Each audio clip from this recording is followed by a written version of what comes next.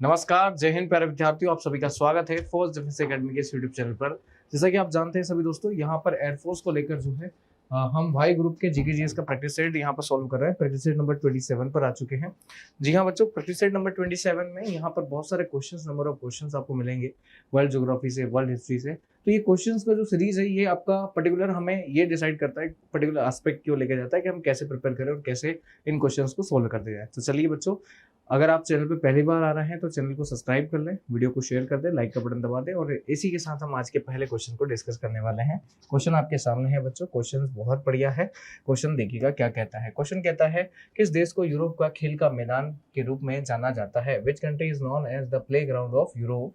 यहाँ पे बच्चों यूरोप का प्लेग्राउंड किसे कहा जाता है? आप जानते होंगे बच्चों कि एक कॉन्टिनेंट है जिसका नाम है यूरोप। क्या नाम है बच्चों? यूरोप। जहां पर हम जिसे वेस्टर्न वर्ल्ड की कैटेगरी में रखते हैं बच्चों। इनका एक संगठन भी है जिसे कहा जाता है नेटो। क्या कहा जाता है?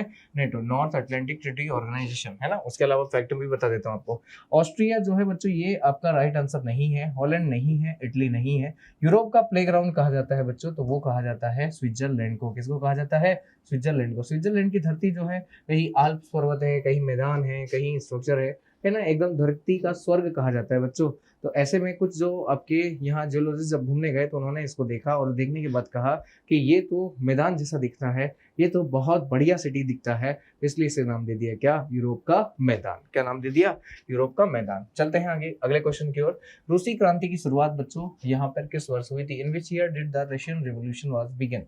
रशियन रिवॉल्यूशन आपको पता होगा कि रशिया आज भी पावरफुल है, और उस समय भी जब रशिया में रिवॉल्यूशन स्टार्ट हुआ था, तो यहाँ पर अगर हम बात करें तो 1970 में रशियन का पहला रिवॉल्यूशन स्टार्ट हुआ था। यहीं से रशियन जो है आपके रिवॉल्यूशन या जो वहाँ के मोनार्क सिस्टम है, वहां से उसको हटाकर जो है धीरे धीरे धीरे वहाँ पे आपके गवर्नमेंट सेटअप जो है किया गया था। अभी वर्तमान में रशिया के राष्ट्रपति है बच्चों पुतिन। कौन है बच्चों? पुतिन, व्लादिमीर पुतिन है। कौन है बच्चों? Vladimir Putin. ठीक है, तो राइट आंसर हो जाएगा हमारा 1916 गलत, 18 गलत, 19 गलत, 1917।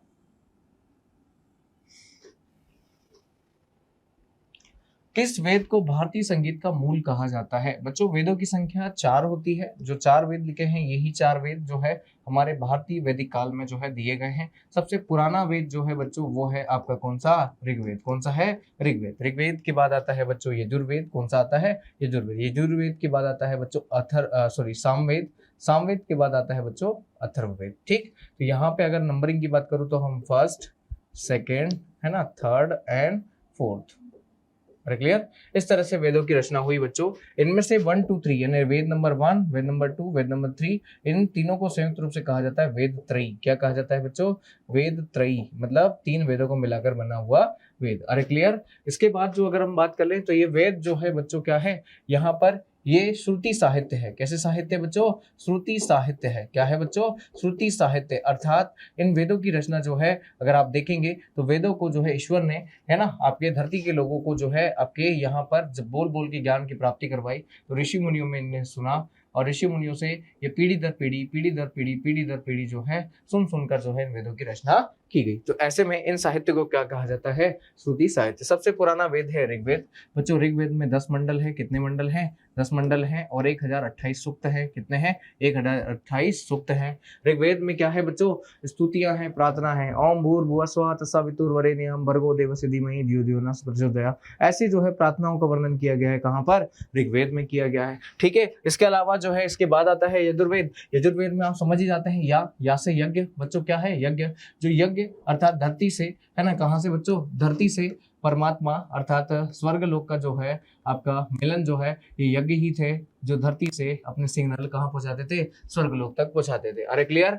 इन यज्ञों के लिए जो कर्मकांड किए जाते थे बच्चों, वो सारे कर्मकांड वर्णित थे कहाँ पर? यजुर्वेद में। ठीक, इसके बाद बच्चों अगर हम देखें, यजुर्वेद के बाद आता है सामवेद। साम का मतलब होता है संगीत। क्या होता है बच्चों? संगीत। और आपके क्वेश्चन का आंसर भी यही है। क्या है? संगीत पूछा है, तो संगीत मतलब सामवेद। फिर आता है अथर्ववेद। अथर्ववेद में बच्चों है जादू टोना। क्या है? जादू टोना, वशीकरण। ठीक है बच्चों, क्या है? वशीकरण। ये सारा का सारा जो है बोलबाला कहाँ मिलेगा आपको? अथर्ववेदों में। ठीक है, तो ये सारी चीजें मैंने आपको बता दी वेदों के संबंध में। इनसे हटकर कोई क्वेश्चन आपको वैदिक में संबंध में नहीं मिलेगा। अगला है महात्मा बुद्ध को किस स्थान पर महापरिनिर्वाण हुआ? बच्चों महापरिनिर्वाण जो है बुद्ध के, आपके अगर देखेंगे बुद्ध के संबंध में जो है बहुत सारे जो है आपके घटनाएं हैं। जैसे उनका गृह त्याग महाभिनिष्क्रमण कहा जाता है। निष्क्रमण क्या कहा जाता है बच्चों?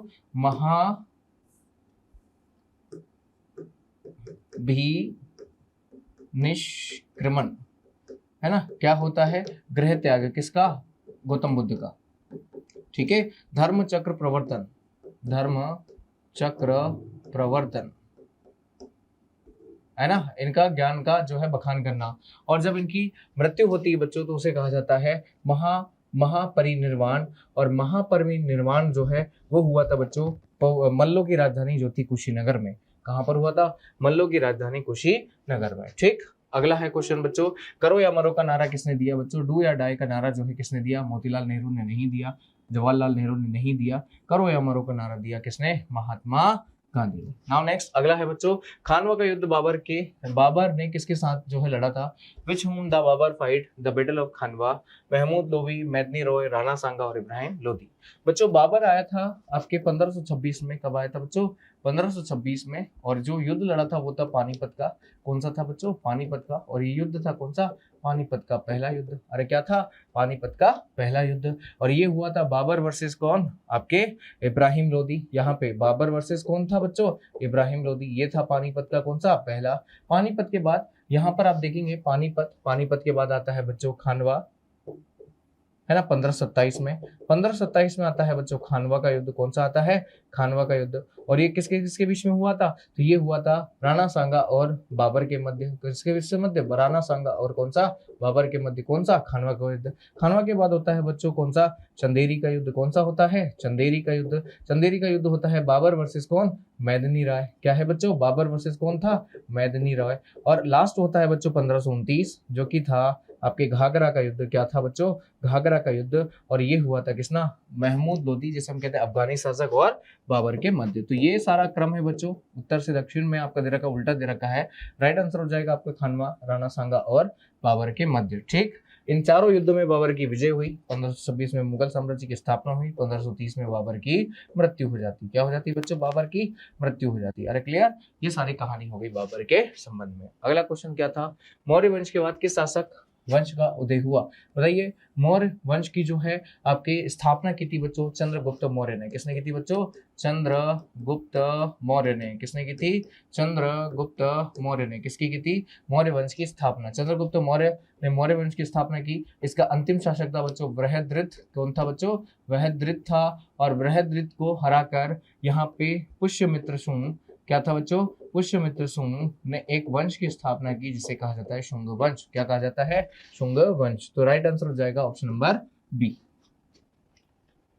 कन्नौज का युद्ध किस किस के मध्य लड़ा गया बच्चों? कन्नौज का युद्ध था 1540 में। कन्नौज या जिसे हम कहते हैं बिलग्राम का युद्ध। क्या कहते हैं बच्चों? बिलग्राम। इसके पहले एक युद्ध हुआ था बच्चों 1539 का।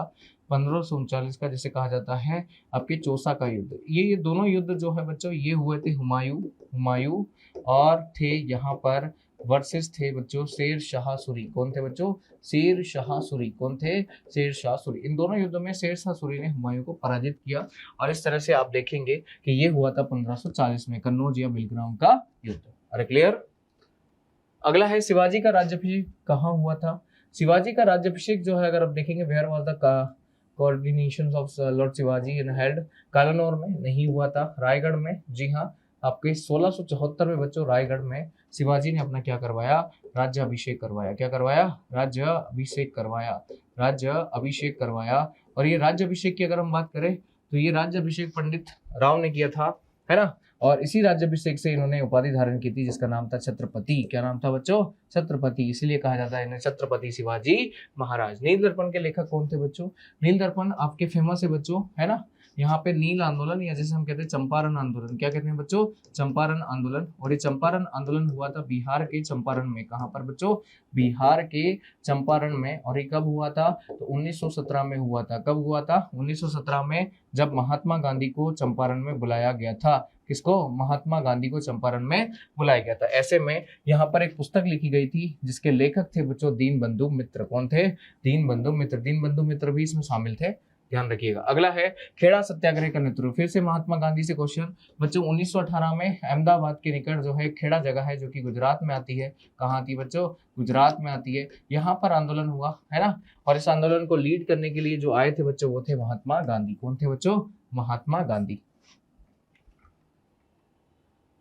पूना पैक्ट का संबंध किससे है बच्चों? देखो यहाँ पे हिस्ट्री से क्वेश्चन फिर से आ गया। पूना पैक्ट, पूना पैक्ट था बच्चों 1932 में हुआ था। किस किस के बीच में हुआ था? एम जी गांधी या एम गांधी, महात्मा गांधी और बी आर अम्बेडकर। कौन थे बच्चों? B are Ambedkar. इन दोनों के मध्य जो जो पैक्ट हुआ था वो था बी आर अम्बेडकर या महात्मा गांधी पैक्ट, जिसे कहा जाता है पूना।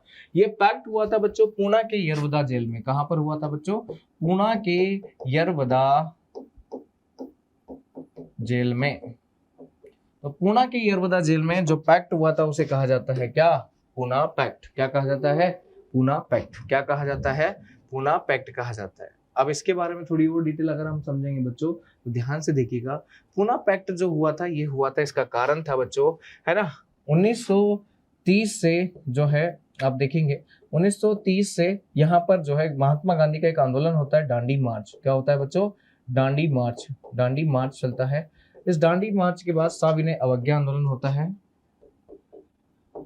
सिविल डिसओबीडियंस एक्ट जो है मूवमेंट। इससे सविनय अवज्ञा आंदोलन होने के बाद बच्चों ध्यान से सुनिएगा, है ना, यहाँ पर लंदन में एक राउंड टेबल कॉन्फ्रेंस होती है। क्या होती है बच्चों?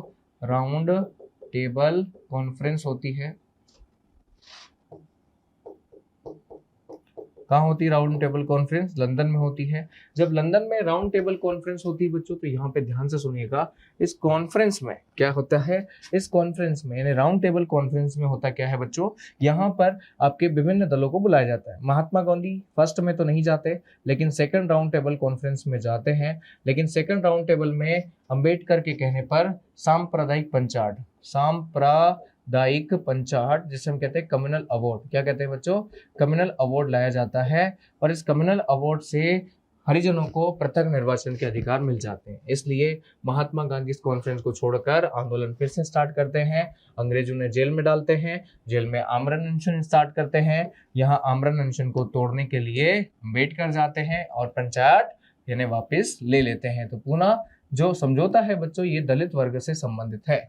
किससे संबंधित है बच्चों? दलित वर्ग से संबंधित है। कौन सा? पूना समझौता। अगला क्वेश्चन है, निम्न में से सिकंदर का समकालीन कौन है बच्चों? सिकंदर, पोरस या जिसे हम कहते हैं आपका सिकंदर और या अलेक्जेंडर कहते हैं बच्चों। 326 में यहाँ पर आपके झेलम या वितस्ता का युद्ध होता है सिंध के राजा और सिकंदर के मध्य। लेकिन उस समय भारत में मगध जो होती है, मगध में नंद वंश होता है। कौन सा होता है? नंद वंश, जिसके संस्थापक महापद्मनंद और उनका प्रमुख जो है शासक वो था घनानंद। अगला है, लोधी वंश का संस्थापक कौन था? लोधी वंश का संस्थापक था बच्चों बहलोल लोधी। कौन था बच्चों? बहलोल लोधी। कौन था बच्चों? बहलोल लोधी। अगला क्वेश्चन क्या है, किस मुगल शासक को जिंदा पीर कहा जाता था? बच्चों जिंदा पीर है ना, किस शासक को कहा जाता था? तो वो था जहांगीर नहीं था, अकबर नहीं था, शाहजहां नहीं था, औरंगजेब था। औरंगजेब को कहा जाता है जिंदा पीर। अगला क्वेश्चन है, सिख धर्म में कुल कितने गुरु हुए हैं? बच्चों सबको पता है सिख धर्म में 10 गुरु हुए हैं। संस्थापक गुरु नानक और यहाँ पर 5वें गुरु अर्जन या अर्जुन देव और अंतिम गुरु गुरु गोविंद।